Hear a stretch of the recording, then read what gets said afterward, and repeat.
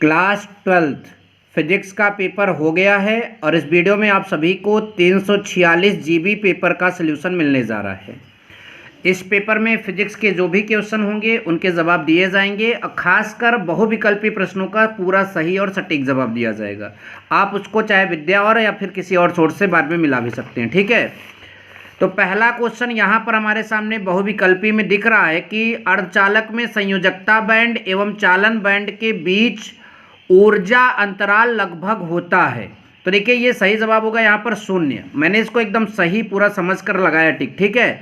Hydrogen परमाणु की दो उत्तरोत्तर कक्षाओं में इलेक्ट्रॉनों के कोणीय संवेग में अंतर, उत्तरोत्तर मतलब लगातार, मतलब कि कक्षाओं में जो कोणीय संवेग का अंतर होता है वो आपका निकालने पर आएगा h/2π, ठीक है।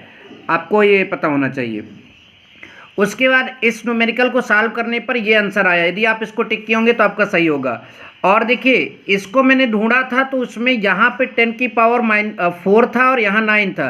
तो ये और इसके अलावा और कहीं पर ऐसा मिल नहीं रहा है तो मैंने इसी को टिक कर दिया, ठीक है। जिस किताब से मैंने देखा था उस किताब में शायद NCERT में यही लिखा हो, ठीक है।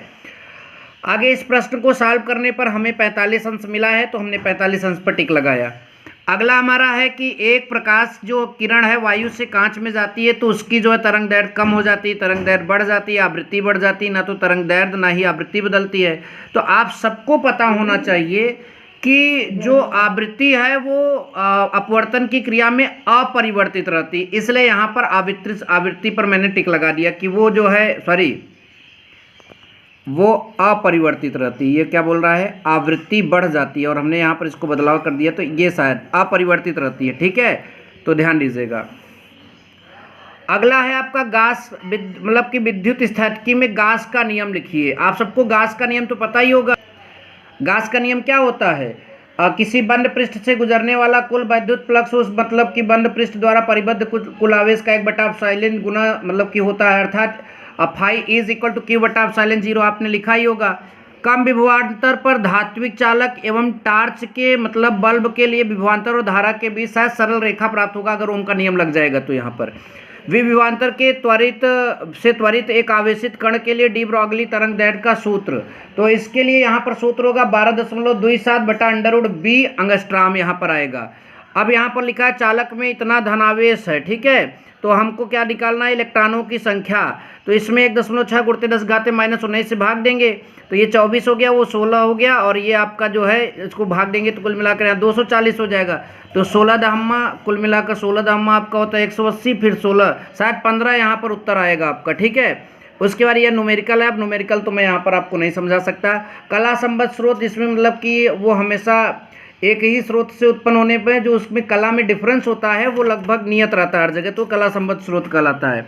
अब देखिए अगर आप न्यूमेरिकल कहेंगे नेक्स्ट वीडियो में आपको मतलब कि बता देंगे। इस वीडियो में अब जो है प्रश्नों को अगर जो छोटे छोटे हैं उनके जवाब दे देते हैं। परमाणु के बोहर मॉडल के अभिगृहित लिखिए। 3 ठो अभिगृहित थे, ठीक है। तो आपने लिखा होगा कि जैसे पहला वाला है कि परमाणु, पहली बात उन्होंने यही बोला था कि जो है इलेक्ट्रॉन नाभिक के चारों ओर केवल उन्हीं कक्षाओं में घूम सकते हैं जिनके लिए उनका कोणीय संवेग h/2π के पूर्ण गुणक होता है, ठीक है। और उन कक्षाओं को स्थायी कक्षाएं भी कहते हैं। दूसरा नियम इनका था कि स्थायी कक्षाओं में घूमते हुए इलेक्ट्रॉन अपनी ऊर्जा को सर्जन नहीं कर सकते, ठीक है। और तीसरा नियम इन्होंने बोला था कि जब परमाणु किसी कारणवश मतलब उपयुक्त ऊर्जा मिल जाती तो उसका मतलब कि इलेक्ट्रॉन जो है निश्चित ऊर्जा स्तर को छोड़कर ऊंची कक्षा में चला जाता है, लेकिन वहाँ 10⁻8 सेकंड तक नहीं रह पाता, उसके बाद फिर वापस चला आता है। तो यही आपको यहाँ पर लिखना था। विद्युत चुंबकीय तरंगे क्या होती हैं, तो ये प्रश्न है, आपने शायद इनके जवाब लिखे होंगे। और ये न्यूमेरिकल है तो न्यूमेरिकल तो मैं बार बार बोल रहा हूँ नहीं बताया जा सकता, ठीक है। ये डेरिवेशन है यहाँ पर, ठीक है। विभवमापी के सिद्धांत का यहाँ पर सचित्र वर्णन करना था। जो अगले साल पेपर देंगे अब मैं उनके लिए यहाँ पर पेपर दिखा दे रहा हूँ कि कैसे यहाँ पर पेपर आया था, ठीक है। बाकी न्यूमेरिकल चाहिए तो वीडियो में कमेंट करिए, कोशिश की जाएगी न्यूमेरिकल सॉल्व कराने की, ठीक है। बाकी जो मैंने बहुविकल्पी बताया है ज़्यादातर बच्चे वही मिलाते हैं, तो वो वाला आपका पूरा जवाब मैंने सही दिया है, ठीक। तो आई होप कि वीडियो पसंद आए। वीडियो पसंद आए तो लाइक और शेयर जरूर करें। Thank you so much. जय हिंद, वंदे मातरम।